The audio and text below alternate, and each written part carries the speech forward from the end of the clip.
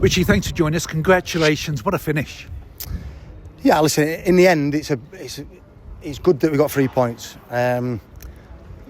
Weird game, because game of two halves. In the end, probably they would say that they should have won the game. But in the first half, we have total control. We could have been more up. Even our breakaways, Craigie should square it to Josh for an easy tapping. But yeah, we just turned to get. Listen, they're good at playing into two strikers who are physically strong. Throw-ins, corners, set plays, very, very good at it. And the second half, it was long throw after set play, after giving a free kick away, balls in your box, long throw. Was playing too much in front. We played in front in the first half, but we always had that penetrating pass to turn them and put them on the back foot. Therefore, when the ball turned over, they was either facing their own goal or we had them camped in. It was more difficult to counter-attack. Second half, we played too many straight passes into our strikers against big physical guys that put it straight back in the channel. The amount of times that our centre-backs are chasing towards their own goal, we have to give another throw-in away. So we didn't box clever. I warned them at half-time that it's not going to be the same as the first half, because these have been used to winning for 12 months, okay? So they're obviously going to make changes, give it a go. And I thought that the front players that they put on was a handful. You changed the back, and it looks as if there was a good understanding between Edmonds Green and Jack Simpson.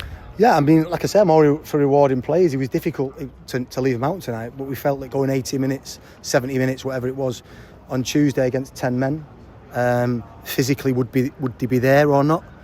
And listen, Bex and Dan App have been a mainstay of my team for a long, long time, and we trust them.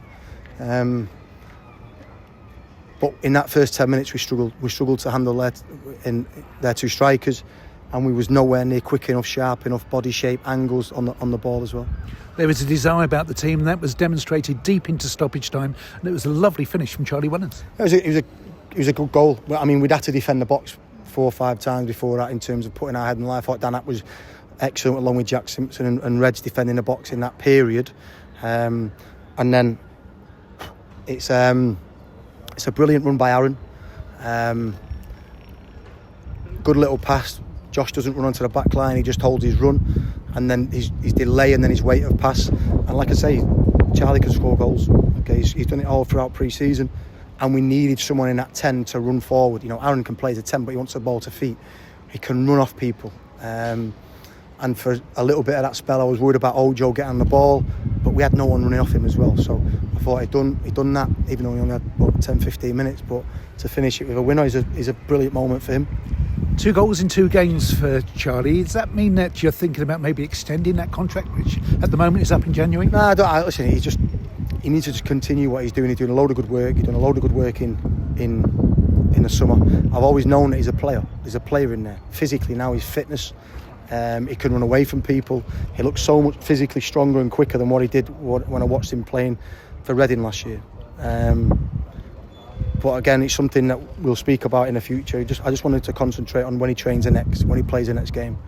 It's like when I heard your commentary on Tuesday. Forget that he's my son. He doesn't. I don't like that, because it can have an influence on the other players. Even that song there at the end, I don't like it.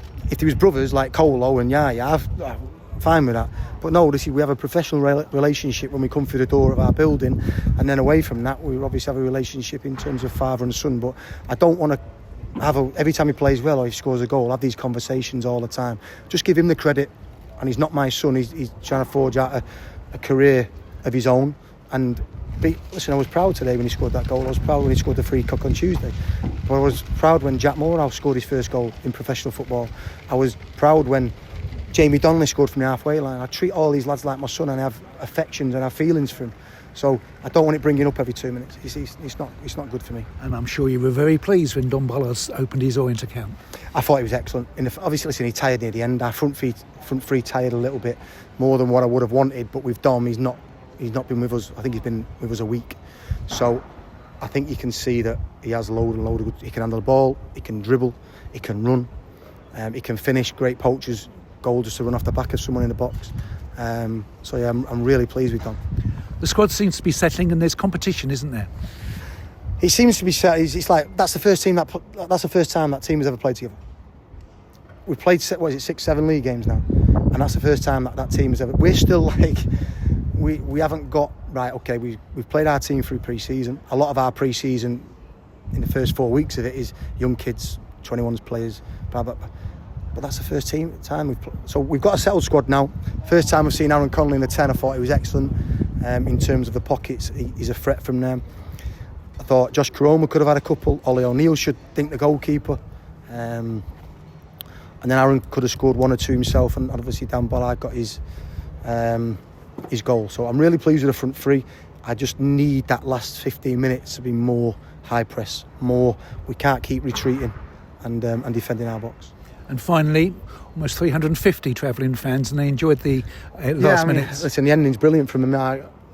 It's weird because I still feel like we should have won the game because we had so much control in the first half. And if you look at the out-and-out chances, but then obviously Killer's pulled off a couple of good saves, and well done to him. His first league experience is different than the Virtue Trophy. And I thought he handled himself well. We should have played out more. We should have took more risk instead of just from goal kicks, kicking it, losing a second ball, clearing it. But I think the answer to your question, Dave, is I thought the fans have travelled up here again. The numbers very, very good, and I thought we'd given them an entertaining game, real good quality and dominance at time. And then listen, it was back to the wall stuff at the end. But I watched these against Cardiff. They were excellent. Should have scored from 4 or 5 set plays. I watched these against Don, and he should have won the game. So I think Darren feels as though he's probably run over a black cat at the moment because he should. And even today, that was a flip of a coin. It could have gone either way.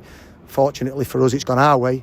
But I'm sure that Darren's not feeling great at the moment because he could easily be sitting here on 9, 10, 11 points. So yeah, like I felt we should have won the game. But in the end, if we would have lost it, we could have had no complaints as well.